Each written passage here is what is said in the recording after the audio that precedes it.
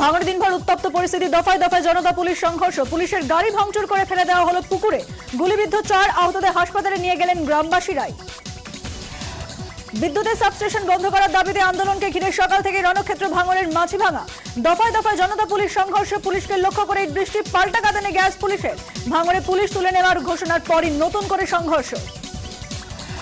ভাঙড়ে সাবস্টেশন তৈরির কাজ বন্ধ, ওই এলাকায় কোনো জমির চরিত্র বদলও হবে না, জানিয়ে দিল রাজ্য সরকার।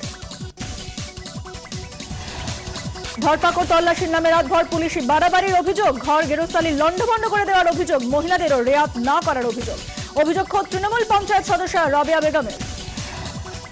প্রকল্প আপাতত স্থগিত করে দেওয়া সত্ত্বেও কেন বিক্ষোভ?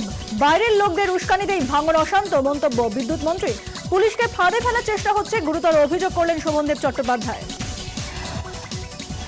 এবার শাসক দলের বিরুদ্ধেই ভাঙড়ের জমি আন্দোলন, সাবস্টেশন না করার দাবিতে পুলিশের বিরুদ্ধে গেরিলা বিক্ষোভ, পরিস্থিতি সামলাতে পুলিশের লাঠি কাঁদানে গ্যাস, ঘটনাস্থলে তৃণমূলের শীর্ষ নেতারা। দেখুন অগ্নিগর্ভ ভাঙড় সন্ধ্যে 6:30।